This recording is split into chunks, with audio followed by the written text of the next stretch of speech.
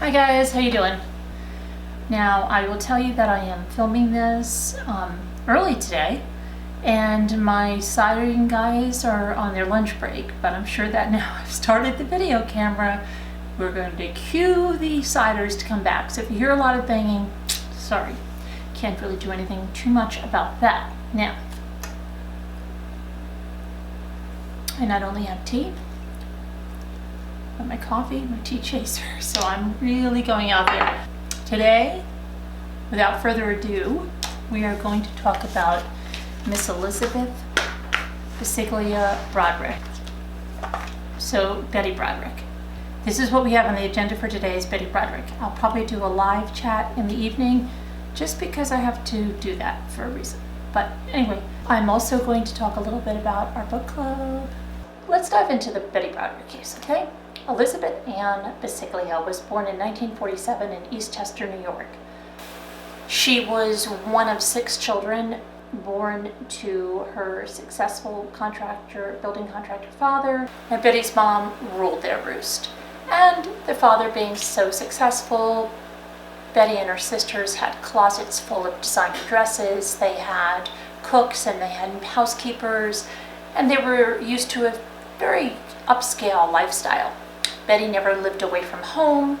She graduated from high school in 1965 and then attended Mount St.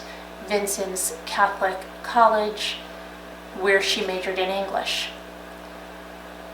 Shortly before her 18th birthday, she went on a chaperone trip with a girlfriend to Notre Dame. And there, she met a young man in tortoiseshell glasses on the nerdy side who came up and introduced himself as an MDA. Medical doctor, almost. Betty wrote him off as kind of a nerd and really didn't give him more than a second glance, while she says that Dian said the first time he saw her that she was going to be his wife. Betty returned to New York to start her freshman year at college, and Dian had told her that he was going to be starting medical school at Cornell in Manhattan that following fall. During the year, he kept sending Betty letters and telegrams, and so by the time he returned the following fall to start medical school, her interest was more than piqued, and they met up and found out they had some things in common. They both came from large families. Dan grew up in Pittsburgh, one of 9. He was the oldest of 9. And his father was the son of an Irish immigrant who was very adamant that his boys were going to be very successful, and they were. Dan and all of his brothers attended Notre Dame, but his brother Larry felt Dan was the smartest in the family. So in 1969, after asking Betty every day for 3 years to marry him, they finally tied the knot. It wasn't without some tensions, even though their pictures look picture perfect. Dan didn't want to wear a cutaway rental tuxedo, so he wanted to wear a custom blue pinstripe double-breasted suit with a floral tie, which he did. But Betty's mom didn't appreciate it, not at all. In fact, she held quite a big grudge about that, even though their photos show a bride enveloped in lace, tall, beautiful, blonde, and her somewhat nerdy tortoiseshell glasses wearing husband. Betty's mom said she wasn't going to hold any of Betty's belongings at the house or store them, and that Betty needed to take them all over to Dian's very small, cramped medical school dormitory room. Yes. Now on the honeymoon, that's when things began to change, before they even got home.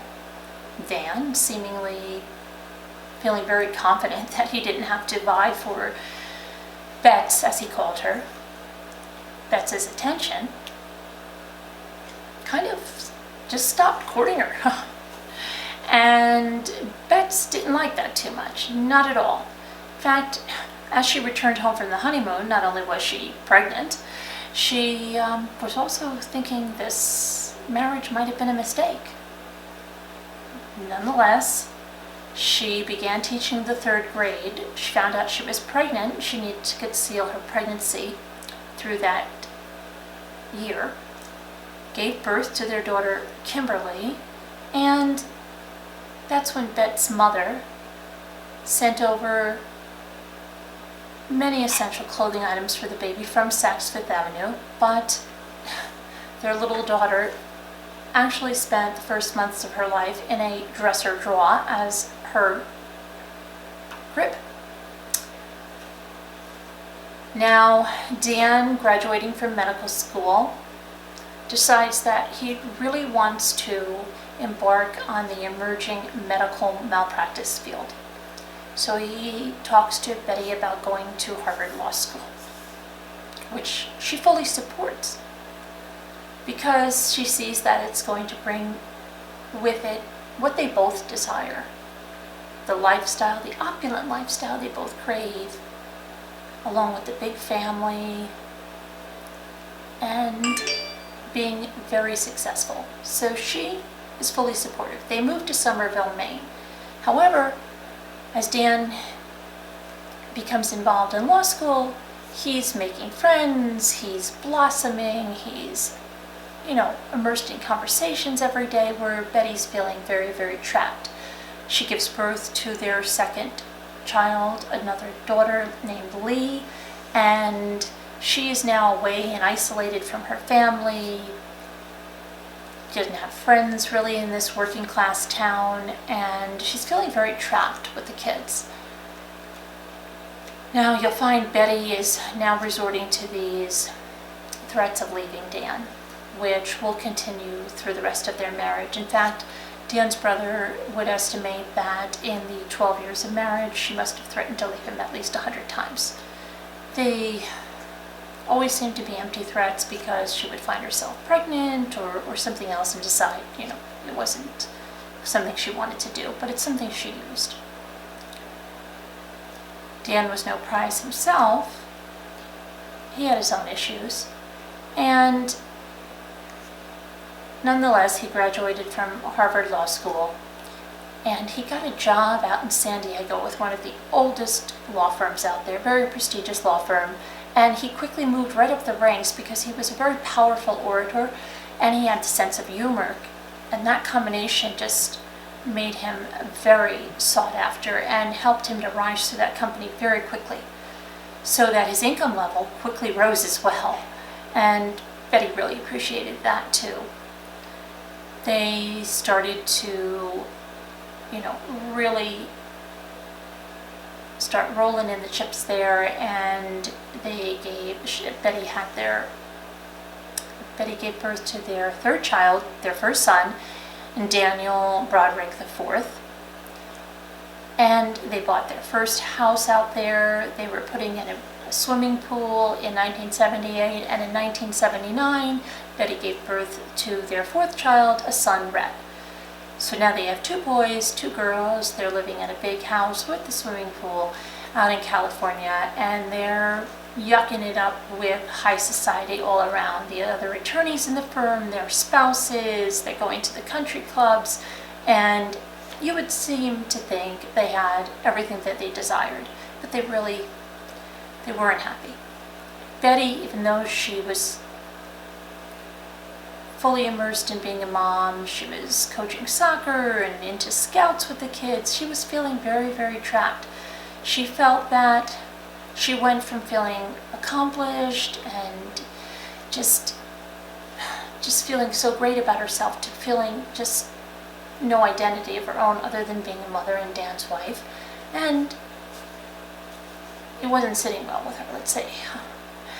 The threats of divorce kept coming, and there was violent sides to both of them. In fact, Betty picked up a stereo once and threw it at Dan. And he was no picnic either, taking an empty aquarium and throwing it off a 2nd floor balcony. She threw a bottle of ketchup all over the wall. He would stay out late drinking with his colleagues. And he wasn't a hands-on dad by any means. So Betty pretty much had 100% of the child rearing on herself. She cooked, she cleaned, she entertained, and it just didn't seem to be enough for either of them. Now, even Betty's own daughter, Kim, her oldest daughter, will testify that her mother was a force to be reckoned with, to say the least. She became very angry, and it wasn't just at her father. She remembers her mom getting dressed up to go out with her father, and then at the last minute she would pull out and she would decide she wasn't going. And worse than that, she would tell the kids that she was leaving him. She was going to get divorced, and they needed to understand this and decide who they were going to live with, and she wanted to know who they were going to live with. So she played her own games, not only with her husband, but now she was doing it with the kids too, making them choose sides, just bringing all this turmoil. And she would lock Dan out of the house, and he would have to climb in through a window that one of the kids opened, and to be very quiet. And like I said, his brother said she must have done things like this 100 times. So, however, as tensions grew, Betty took that anger out, like I said, not only on Dan, but now the girls. She had been known to throw frozen food at her daughters, sometimes hitting them in the head. But Lee was a real bone of contention for her mother. She was very headstrong, and she challenged her mother quite vocally. When one day Lee proclaimed this to her mother, that there's no use in spanking her because they don't hurt, you can't hurt her with that, Betty proclaims that the next time you're bad, I'm going to come after you with a fly swatter.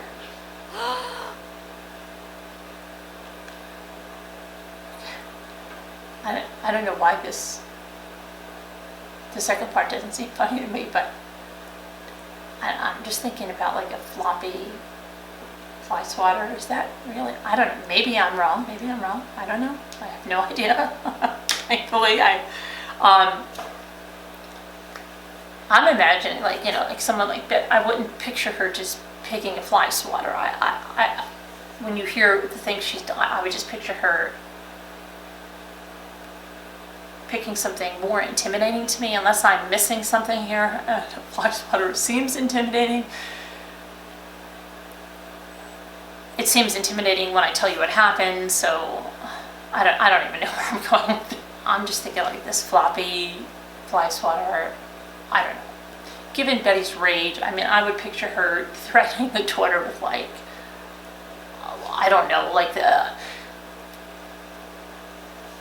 some kind of a breadboard or something, 2x4. I don't know. It didn't fit with, she's hurling stereos at people and ketchup bottles across the room, and then the fly swatter. But maybe I'm missing something on the fly swatter. Okay, all right. So anyway, she threatens the daughter with the fly swatter, and the older daughter Kim testifies that not before too long, Lee, the headstrong one, is acting up one day out in the yard, and Betty goes chasing after her with this fly swatter. No. And apparently starts hitting her with the fly swatter, but the net part, Kim says, I guess the floppy net part, falls off. So instead of Betty abandoning the metal-handled fly swatter, she now sadistically goes after Lee with just the handle, the metal handle, leaving her with welts all over the back of her legs. So that wasn't good. And that really didn't help their relationship. Dan kind of didn't even get involved in any of this drama at home, and like I said, he wasn't a hands-on type of dad. He immersed himself in work. He brought work home. So things are really not running too well in the Broderick home, even though they're trying to go out in the social circles and appear to be a very happy, successful couple living the high life. It really wasn't the truth, not at all. Betty also had in the span of 10 years, 9 pregnancies, 4 resulting in the 4 children they had. 1 child was delivered and died shortly after birth. Really can't find much about that child. And then she had 2 miscarriages and 2 abortions. About this time, Dian started to go through some changes that Betty attributed to a midlife crisis. In fact, she started even shopping for books about how to survive a midlife crisis when he would do things like come home with a brand new Corvette. My dad did that too. Okay, so anyway, he came home with a brand new Corvette, unbeknownst to Betty. He decided to hire the receptionist, Linda Coquina, who was 22. She was a former stewardess and paralegal from Salt Lake City. Well, he decided to make her his legal assistant, whereas before he would just share the receptionist. Well, Betty found this a little suspicious, and she started asking him about it, but he would always deny that anything was going on. She decided maybe a trip to New York City for them would be good, and instead of going out and seeing a bunch of attractions, she decided to keep it low-key and take him to their old stomping grounds and rekindle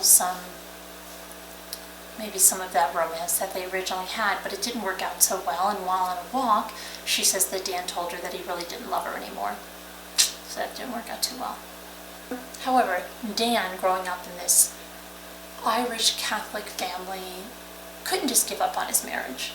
And neither really could Betty. So they continued to stay together, and Dan denied, even though he was growing closer and closer to this Linda Coquina. So on Dan's 39th birthday, Betty decides to surprise him at the office. She goes in and finds remnants of a party in Dan's office, some chocolate cake, champagne glasses, but no Dan. The receptionist says that Dan's been gone for hours with his legal assistant, Linda. Dan's pretty furious, and she remains in the office, but Dan doesn't come back. Now she's furious. She returns home and grabs all of Dan's custom-made clothing. She throws it in a huge heap in the backyard, and she lights it on fire while the children watch. When Dan finally returns home that evening, she meets him at the door. She hands him his checkbook and she says, "You're out of here." Of course, he's denying there's anything going on. Okay, and they continue to live together. Dan notices a crack in the foundation, which Betty will later say was all a farce.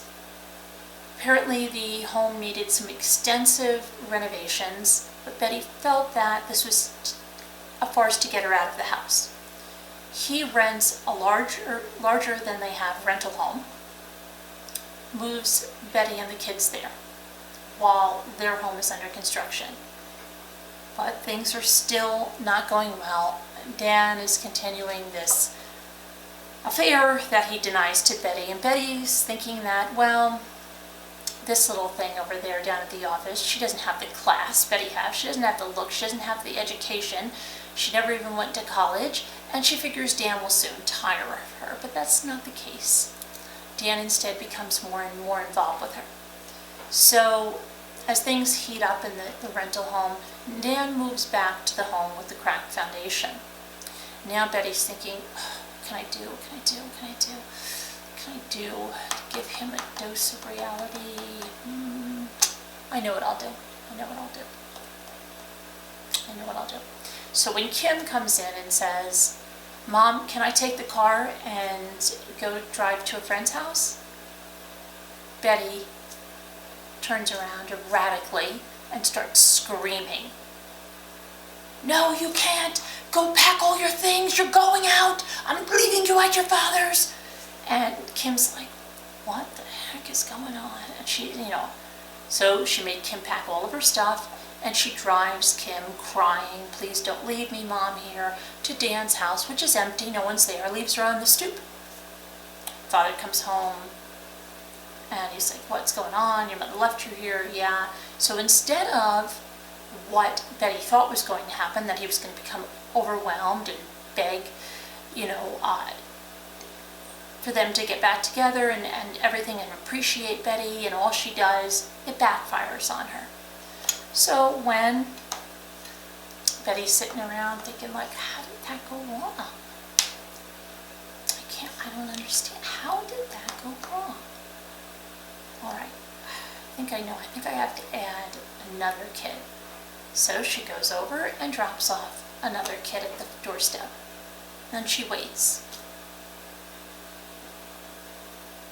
Not working the way she wanted, and Dan is not becoming overwhelmed. Dan is not, hounding her with voicemails or anything. In fact, it's Betty that's taken to the voicemails, and they're quite abusive, okay? So she says things like, "Well, where are you? I need to get rid of these kids. I'm going to drop another one off." She ends up dropping off the third child and still not getting what she thought. So she's kind of really lost, and Dan is using this now all against her. He's recording her conversations. He is putting this all down. Betty looks at their marriage as pre-1983 and after 1983. She considers it like an axe came down and just went through her entire life in 83. It was Easter Sunday when she dropped Kim, who asked simply, could she take the car and drive to a friend's house, when Betty freaked out and told her to pack up all her things she's leaving on the doorstep of her father. And she followed that up with then Danny, then Rhett, and then Lee. When the kids didn't work, then Betty decided maybe she needed to go to the house and do some things. So she, what could she do? What could I do? The kids didn't work. I know what I'll do. I think I'll go to the house with spray paint. I'm just going to spray paint the whole brick fireplace. I'm going to do that black. I'm going to spray paint the curtains, furniture, mirrors, smash some things, probably smash a few things in the house. And I think that'll make him, remember the good times with me, like when I threw the stereo at him and he retaliated, with an aquarium off the second floor balcony. I think that'll really be good. So I'm just going to get maybe a couple colors of spray paint. I'm really going to go to the house and I'm just going to do it up good. So she goes to the house while he's gone, and she does exactly that. Spray paints the brick fireplace black. She spray paints the curtains. She spray paints the walls, the curtains. She smashes mirrors. She's just going to town in there and expecting that he's going to come home and, be still my heart. Wow, your mom was here. Okay, didn't work out. Kind of worked out worse than dropping the kids off, really. Who would have thought, right? So, she decides maybe she's got to be a little bit sweeter. So she gets a cream pie. Cream pie is sweet, right? Something, but that's really not at all what she was going to do. Instead, she goes to the master bedroom and she spreads this cream pie all over everything in there, okay? In this really crazy, hostile rant, she does this. Now, that didn't work well, so maybe some wine will work, but again, Betty goes about this all the wrong way. Instead of, taking a picnic basket and putting some wine in there, and she was a really good cook, making something up and going over there and peace offering and maybe suggesting a little picnic somewhere, Betty decides to throw the wine bottles through a window, letting them smash all over the place. And then, just because she needed a little accent, she decides to smash a set of sliding glass doors. Yeah.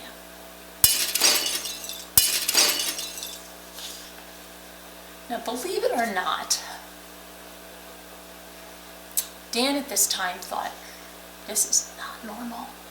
This is not normal. What is going on here? What is going on here?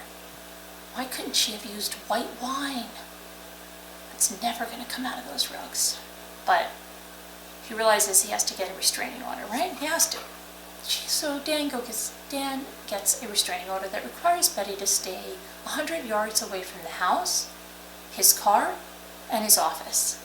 So you're probably wondering, wow, I wonder how Betty's going to take that restraining order. Well, she doesn't take it too well. She takes herself to her Chevy Suburban. She takes that Chevy Suburban right on over to Dan's house. What the hell? You think I'm going to listen to this? 100 freaking yards? I'll show you 100 freaking yards, Dan, okay? I'll show you 100 freaking yards, Dan.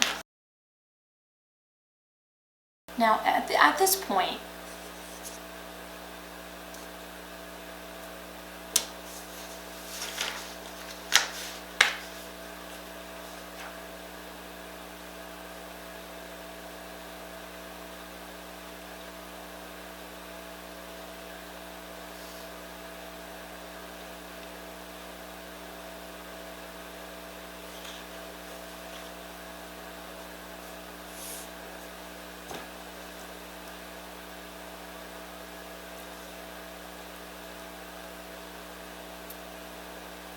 you're probably wondering what Betty thought about this restraining order. You know, how it went over. Could it be a sobering moment where she realizes she better get a hold of herself? Or is something else? And it was in the area of something else. Betty grabs an umbrella, you know? Is it raining outside? No, it wasn't raining outside. It never really rains in Southern California. Girl, don't they warn you? It pours. Man, it pours. She gets the umbrella, right? She trucks on over to Dan's house in her big, giant Chevy Suburban, right? She's really a force to be reckoned with. She gets out with that umbrella. She puts it right through a picture window at his house.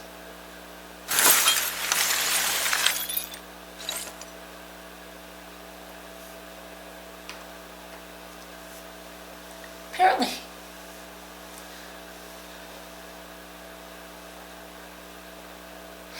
I'm sorry. Apparently Betty thought this was going to go over well with Dan.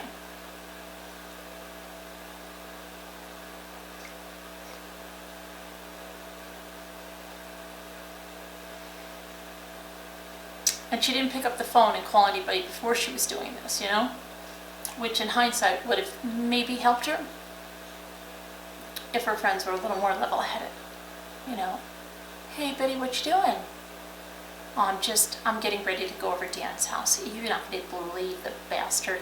He gave me a restraining order. Are you kidding? Why? Really absolutely no reason, okay? I don't know. I went there a few weeks ago with a few cans of spray paints and sprayed the brick face of the fireplace black. I sprayed the walls. I sprayed the curtains. Just really overreacting. And, you know, it really wasn't that bad. And I smashed some mirrors and stuff, but wait, he can replace all that. He makes a lot of money, and you know what? I probably did him a favor. He can redecorate. Yeah. Yeah, that was it. That was it. Well, after that I went there with a cream pie.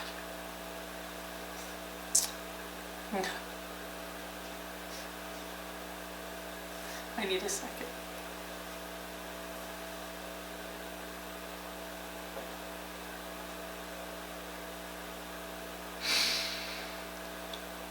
This is why it's really good that I don't drink.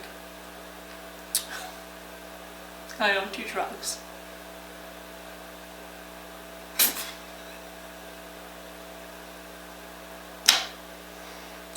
I feel I'm sitting in my kitchen by myself laughing.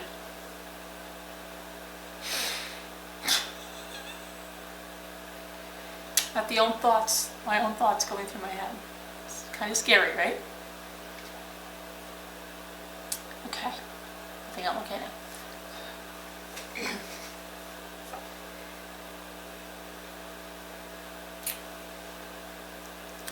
So what did you do then?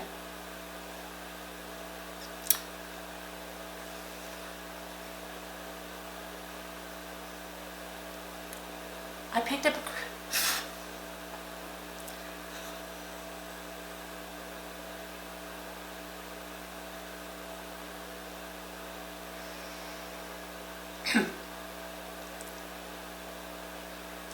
a cream pie. Oh, that sounds nice. Maybe some international coffees, and you were going to make a peace offering to him? Not really, not really. I mean, no. I just got filled with that rage again. I don't know, I got so filled and consumed with that rage again, and I just took that cream pie and I went up to the master bedroom and I just put it over everything. I put it over the walls and the bedding and the pillows and just everything. Wow, he must not have been happy with that. No, he really wasn't. So what'd you do? I picked up a few bottles of wine. Oh, okay. Well, yeah, you know, he likes to drink, so did that go over well?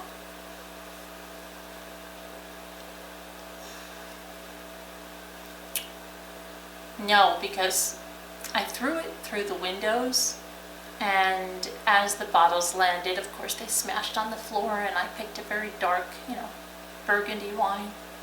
So I threw about 4 bottles of those in through the window. Wow, are you kidding? Ha, wish I was. Yeah, no. Then before leaving, I decided, boy, I might as well, while I'm here, just smash the sliding glass doors, you know? So I smashed those to smithereens, And is that when I get to the restraining order? I know, right? I mean, come on, that's, you know, that's a little, you don't think that's like a little overboard, right? Well, Betty, I don't know. What are you up to now? Oh, I'm just so mad with this restraining order, so I've got an umbrella and I'm going to his house. And I'm just going to take out a picture window with it, and then I'm going to just smash the hell out of a toaster. Yeah, you know what? I don't think that's the right thing to do. I just, look, don't tell me how to do things, because I've been doing pretty good so far. Okay, so this is not playing out well. She doesn't have one friend to reel her in. She doesn't have family out to reel her in a little bit. You know, Bets, this is not going over well here for you, okay? Nobody to talk some sense into her at all. Not at this point. Betty goes over there with the umbrella, she takes out a picture window, and she smashes a new toaster to smithereens. Okay, now Dan is freaking the freak out, because the restraining order is not even stopping her. So,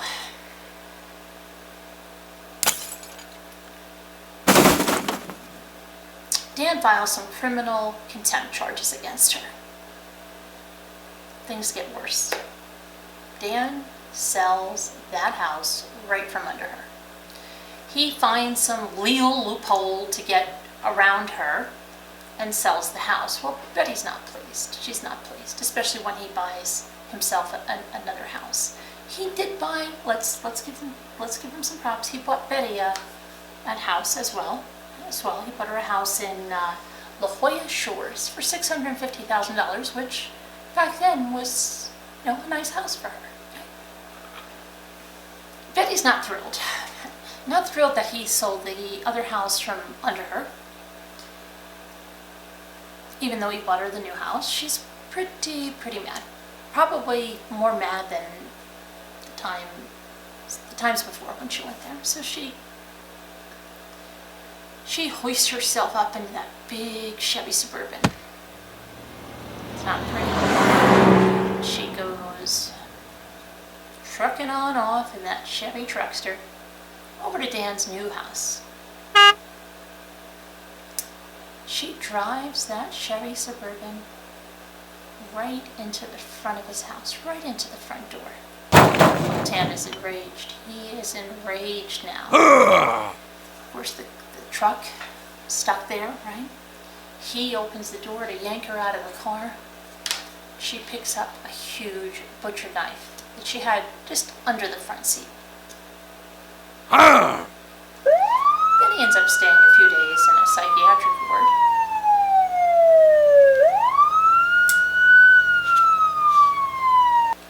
Things aren't going well. Yep. Well, Dian files for divorce. In July 1986, Dan was granted a divorce. And he's got the kids there. Betty's leaving these horrific messages on the machine. This is a message to Ed and the You have one hell of a nerve dumping the kids here on the sidewalk and zooming away without making any attempt to communicate with me about my plans for the weekend. A few minutes later came another. Ed, come get the kids. I want to get rid of them, but I don't like driving to your neighborhood. Hurry up and come get them. Asshole. And there's even one in which she's speaking to her 11-year-old about how long Dan has been effing his secretary, and did he know that? And the little boy is so sad because he's saying, Mom, just stop it, you're just being mean. And she's like, oh, you like them over me, whole 9 yards.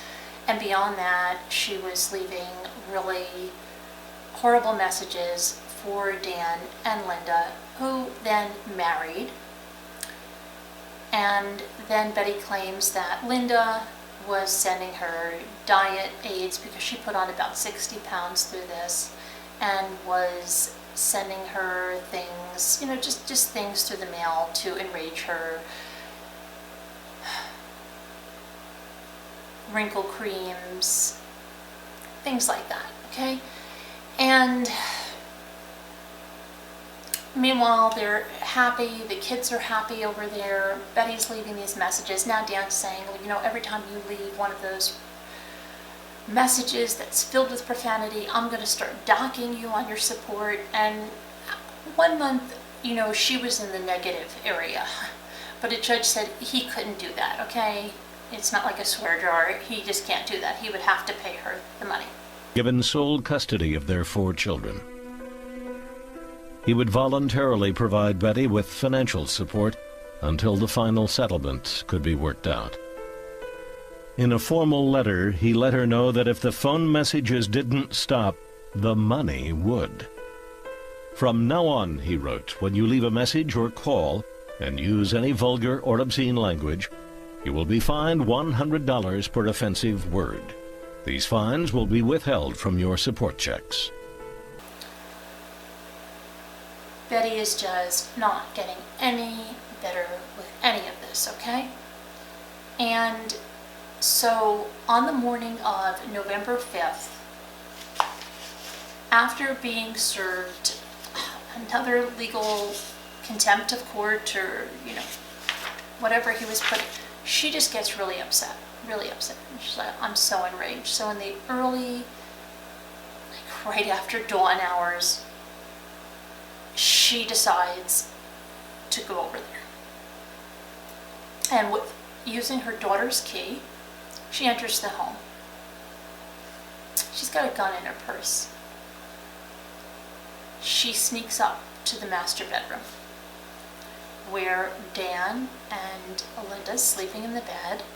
She fires off 5 shots. Linda was killed immediately, but Dan reached for the phone and he was found on the floor. She claims he was still alive. She was either totally delusional when she told her daughter about it, that they're okay, that he was okay when she left there, and later says that she was going there to actually talk to him, and why did she bring the gun? Well, she was going to kill herself if they couldn't work this out. When San Diego police arrived at the house, they found no evidence of a break-in, but in the bedroom, a grisly scene.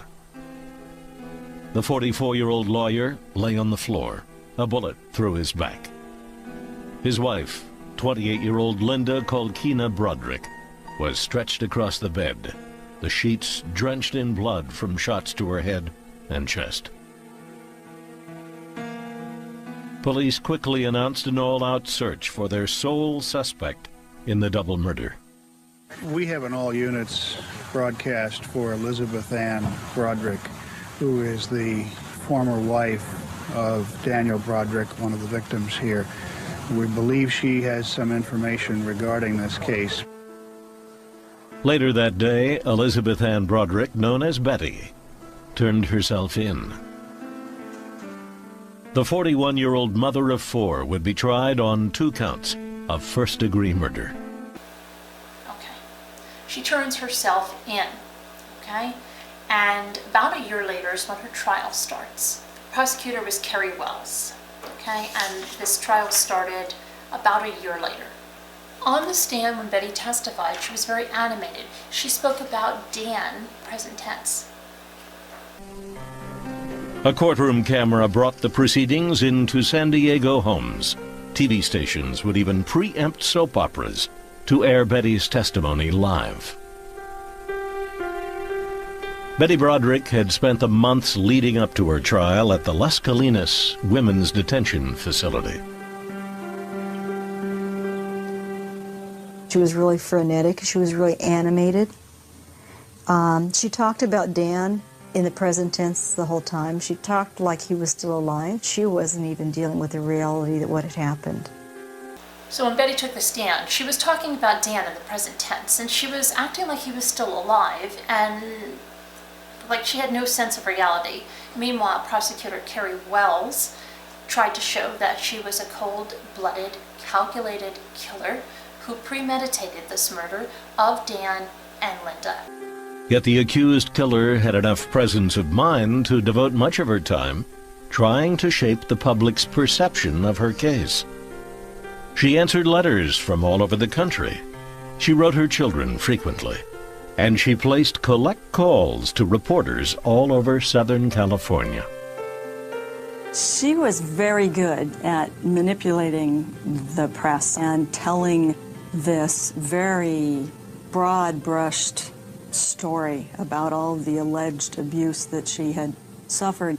The problem was that once you start looking at her story and once you start looking at the details of what she had to say about how she was treated by the victims, by the system, the vast majority of it was just a lie.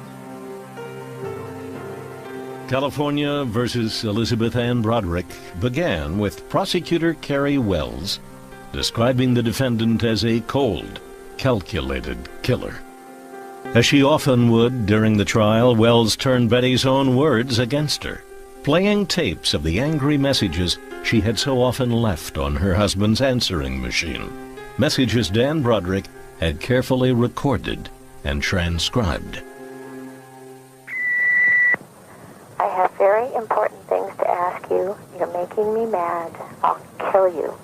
Betty's defense attorney said that Betty was a victim and she was destroyed by her husband's infidelity, and that the double murder was a spontaneous action. It was not premeditated, and she was going to go over there to kill herself if Dan wouldn't deal with the papers and the contempt charges as she saw fit, okay? In his opening statement, defense attorney Jack Early painted a much different picture of Betty Broderick. Conceding that his client had pulled the trigger, he told the jury that she too was a victim, destroyed by her husband's infidelity. To demonstrate how Dan had slowly stripped Betty of her identity, the attorney set up a poster with photos showing the many facets of Betty's life, and one by one dramatically tore them down. The double murder, he contended, had been a spontaneous eruption, not a premeditated act. Elizabeth Broderick fires the gun when they move. She has no intention of going there and firing the gun, and their only thought was to kill herself if Dan Broderick refused to deal with her. Her daughter Kim took the stand and testified about her mother's erratic behavior, how she had gotten so mad and angry at her father all the time, how she locked him out of the house, how she threw things at the other children, and stuff like that. The prosecution's star witness was 20-year-old Kim Broderick, the oldest daughter of Dan and Betty. Collapsing into tears several times during her 2 days on the stand, Kim detailed her mother's outrageous and often violent behavior. In the hours after the murder, she testified, her mother had shown no remorse. I said, "What happened?" And she said, "Well, I'm not quite sure, but I don't think they're dead because your father was talking and everything's going to be all right. Just come home, calm down. You know I had to do it. I had no other choice. I couldn't let him win. One of us had to die." Did she ever say that she was sorry about what had happened? No. Did she ever say that it was an accident and she didn't mean to do it? No. Kim disputed her father being called an alcoholic and an absentee father. Kim told her mother she was sorry, and when her mother responded, the young woman burst into tears. Her mother was trying to make him out to be such a horrible monster, and so Kim was able to testify that, you know, he wasn't a monster. She was a very honest young woman in a very, very difficult situation, and I thought her testimony was valuable. The prosecution drove home its case by playing a recording of a wrenching 30-minute phone conversation between Betty and her son Danny, at the time just 11 years old. You both are separated, Mom. And he likes somebody else now. He doesn't like you anymore. And I mean, if you gotta stop saying the bad words. Why doesn't he like me anymore? Because he's sick of you. Because you guys get in all these fights. Why do we get in fights? I don't know. With your secretary. Even before that, you got in fights, Mom. I don't think so, Danny. See, you didn't know he was secretary for the last 2 years we were married. We want to live with you, but you're just making it harder for all of us that wants to live over there. If you stop saying bad words, everybody will be happier. At least I know I will. After tape of Betty's phone messages, threatening, name-calling, mean, spiteful messages, and even the messages that she had with her 11-year-old where he was crying and she was going on and on with him about Dan's new wife and Dan's new life. All of that was being played. The most powerful weapon for the defense was the defendant herself, a raw, emotional Betty Broderick. Occasionally sobbing, she traced her downward spiral, starting with the day she first met Dan Broderick. In riveting testimony, she explained how she reacted as Dan grew more and more critical of her and dissatisfied with their marriage. A lot of this was my fault because I was old and fat and ugly and boring and stupid. And that, you know, he just wasn't having any fun in life anymore. If you're old, fat, ugly, boring, and stupid, you try to be younger. And you go and try to get wrinkles taken off your face that weren't even there. You try and get your teeth fixed. I tried to be perfect. Absolutely flawlessly perfect for Dan Broderick. Nothing seemed to work, she told the jury. She began to suspect that Dan was having an affair with Linda Kolkina, his young assistant. On Betty's 36th birthday in 1983, she became desperate. When the kids went to bed, I slit my wrists and swallowed every pill I could find in the house. When Dan found me the next morning with all the blood in the bed and everything, he started crying. And he said that he wished I hadn't done that what would the kids do without me? And that there was nothing going on with Linda. And how many times can he tell me that there's nothing going on with Linda? And so I wanted to believe him. And in the end, after 3.5 months, it went to the jury. And the jury was out for 4 days. It was deadlocked, okay? It was deadlocked, 10-2. And so there was a mistrial, and the case had to be tried again. This time, ladies and gentlemen, I'll declare a mistrial in this case. Obviously, it's a shame we can't have a final resolution, but that's the way these things sometimes end up. But this time, Prosecutor Carrie Wells knew what she needed to do. She had not cross-examined Betty on the stand, and this time, when Betty took the stand, her story changed. And Carrie confronted her with her story changing, okay? So we had that. Carrie went in again with the tapes, with all of this, and... In September 1991, just weeks before the start of her second murder trial, Betty Broderick again found herself in the news. A videotape had been leaked to the media of the kicking and screaming prisoner being dragged by deputies to an isolation cell.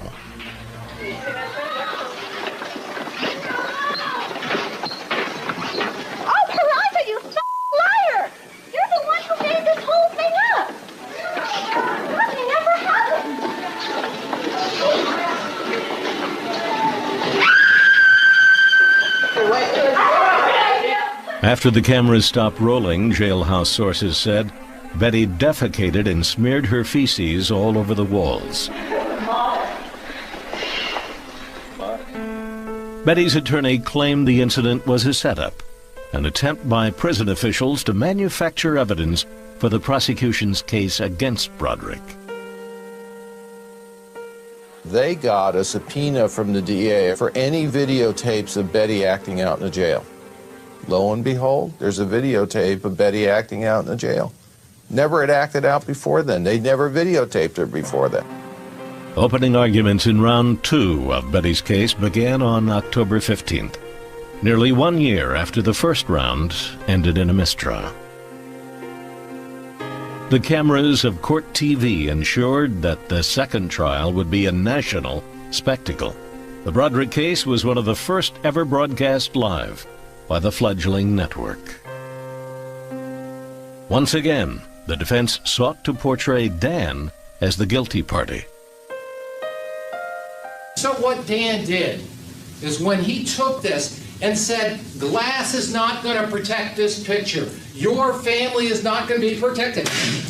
And he smashed that family apart. For the prosecutors, the experience of the first trial became a weapon in the second. They now knew what to expect from the defense and the defendant. The second time around, we did know what people were going to actually say, and we knew definitely what Elizabeth Broderick was going to say. I had like 3 notebooks just filled with documents of things that rebutted her testimony. And so I was better able to be prepared with those things to cross-examine her. In her testimony, Betty added new information about the morning of the murders as she described the frantic sequence of events: pulling the trigger, ripping the phone from the wall, and fleeing her ex-husband's house. The defense hoped to convince the jury that Betty was out of control at the time of the killings, unaware of her actions or their consequences. The movement that I made into their bedroom woke them up, and they moved, and somebody screamed, "Call the police," and I said, "No!" And I just fired the gun, and this big noise went off, and then I grabbed the phone and got the hell out of there. But I wasn't even in that room. I mean, it just was an explosion. Just, they moved, the gun went off, and it was like, ah! And it was that fast. But in a damaging cross-examination, prosecutor Carrie Wells used transcripts from the first trial to confront Betty about her new version of the story. Mrs. Broderick, there doesn't say anything there about Linda saying call the police, does it? No, it doesn't say that right there. Wells continued her relentless questioning, badgering Betty about the minutiae of her marriage, including details of its violent fights, such as the time Betty got so mad that she threw a ketchup bottle at Dan. The fact that the ketchup splattered all over the wall. That's not true. No. I wish Dan was here to tell you the truth. So do I. So do I. I think in the first trial, I was concerned about how aggressive I should be with Elizabeth Broderick. In the second trial, to be very honest, I had just pretty much had it with Elizabeth Broderick and her lies and just the horror that she'd inflicted on so many people for so long. By challenging Betty's credibility as a witness, the prosecution hoped to cast doubt on her claim that the 5 shots had been fired in a dizzying panic, not a calculated fury. To support their case, prosecutors brought in a ballistics expert who testified that Betty's aim was too good to be accidental. In fact, they noted Betty had been a marksman during her school years. Then the case went out to the jury again. Now this jury had one holdout. And what the foreman did was he went and he got that tape of Betty's conversation with the 11-year-old and he played it. And that tape seemed to do the trick, and they were unanimous in finding her guilty on second-degree murder. Okay? It wasn't premeditated. At that time, Betty would be eligible to appeal in the year 2011. Members of Dan Broderick's family were outraged. They saw Betty as a cold-blooded killer who should have been convicted of first-degree murder. In that case, she was eligible for parole in 2011, but it was denied. It was denied again when she came up for parole. So she is still in prison. Now, one other thing that they think tipped the scales in the prosecution's favor during the trial was that the prosecution had tapes. They had tapes of Betty in prison, videos of Betty being dragged to solitary confinement. Things like that. That it was said that the prosecution was playing some dirty pool because there had never been any videos of Betty made prior to that. So they feel, the prosecution just went in there and talked to whoever she needed to talk to and said, I need tapes on Betty, behaving badly. And that's what they gave her. That's what they gave her. And those were played in court. So that was another thing. Now, Betty has given interviews. In fact, while she was in jail, she's answering letters like crazy from people writing her. She was calling up reporters, giving interviews all over the place. She says she goes and helps people, she mentors, she takes classes, she does her job there, eats dinner. She seems like, pretty content in those interviews. The next time she's up for parole, I have to look that up, but they say she's not remorseful, okay? That's the problem, that she still will not admit remorse or repent in any way for what she did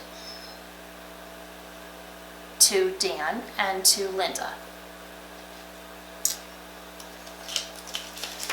Betty seemed to have a pattern of this. You know, when there were legal documents, she would cross out Dan's name and put God. She would put some very choice names wherever Linda's name was. She would leave her very nasty messages, all of that. So, you know, Betty had since done interviews with Oprah, and there's kind of two camps. There's those that feel she wasn't this victim, but that she was a master manipulator, narcissist, vindictive woman that was not the perfect mother that the defense called in. When they had the teacher, she knew how to put it on. The teacher said she was a stellar mother. You know, they had character witnesses to that point, but it really wasn't the truth. Her own children were saying how emotionally and even physically abusive she could be to the one daughter. That is the only case that I have to tell you of physical abuse that I've seen. But there's a lot of emotional abuse, okay? Lots and lots of emotional abuse and psychological abuse in this, in the game she played with the kids, with the divorce, with the who you're going to live with the messages, with everything she did. And the kids didn't want to be with her. No. So you have all that, and that's Betty Broderick. You have camps that will feel one way that she was this victim, and the other one that she was not a victim at all, by any means.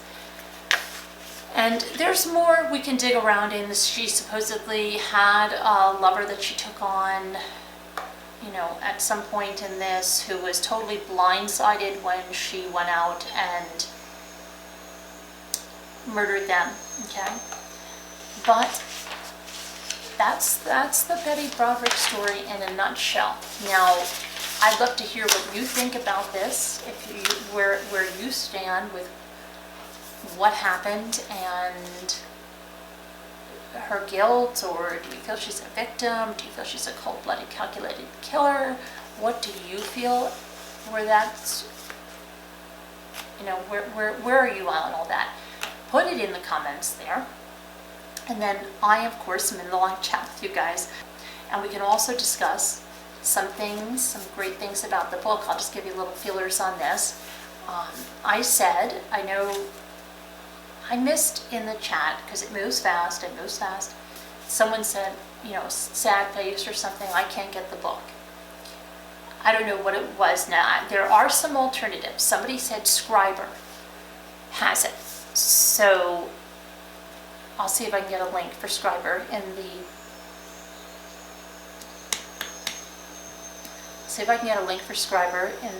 video description. Also, I said Audible. If you have never had an Audible membership, you can take a free trial where I believe they give you 2 or 3 books, okay? And they'll read, you know, they're audiobooks. And then you can cancel without any cost after a month, so that you'll have that book, and that book is yours. It doesn't go away in a month. The book stays.